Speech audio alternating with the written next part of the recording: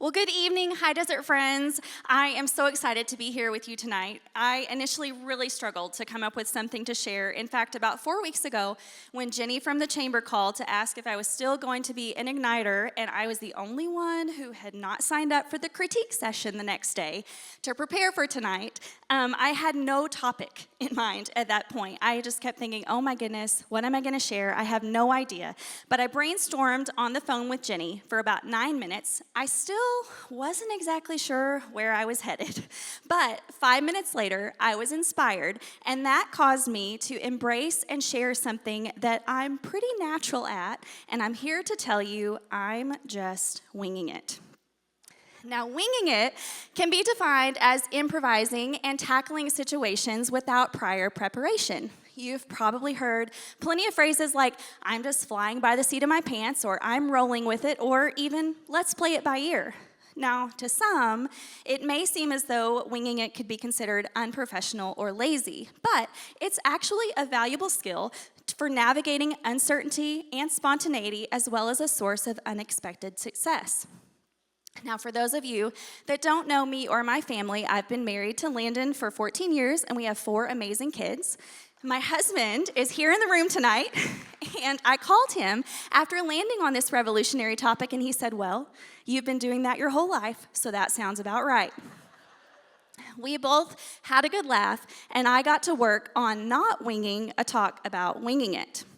Now, essentially, winging it is allowing yourself to go with the flow and make things up as you go rather than having a rigid plan or script. Now, don't hear me wrong, this doesn't mean making it up in a way that embraces dishonesty. It's just about not having to always have everything in order.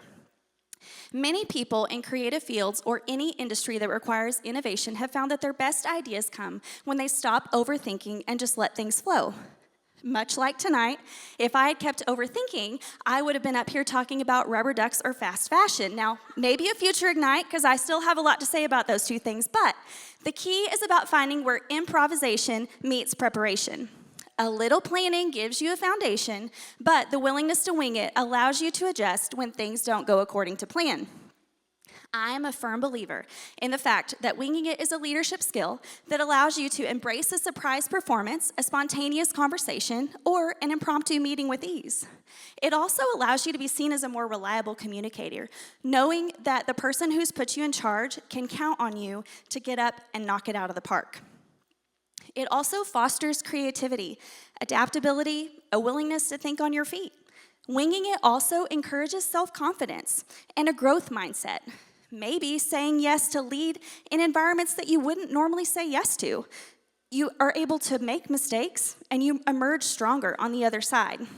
Now, in business or professional environments, I wing it when I need to host a quick informational meeting, give a last-minute presentation, or change a process and welcome a group of customers. I've winged it when giving a presentation in a less-than-ideal, loud environment, all but while being willing to adapt and keep people engaged.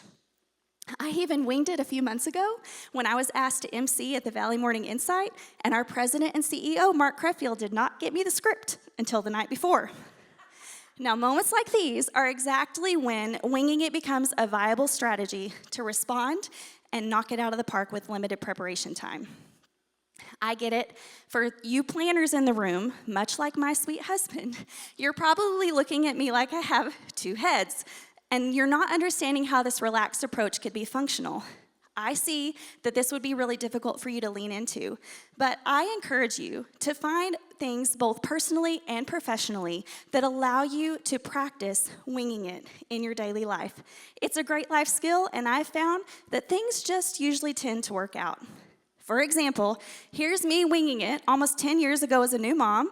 We were at a church small group, and my oldest daughter had a blowout. I did not have a change of clothes, but fortunately, our pastor's daughter had Build-A-Bear clothes. Nothing like thinking on your feet. So the next time you find yourself in a position to just wing it, remember, it's not about being unprepared, but it's about being ready to embrace whatever comes your way with confidence and flexibility. I'll add, it doesn't hurt to carry an extra pack of baby wipes or a change of clothes in your glove box. Thank you, and have a great night.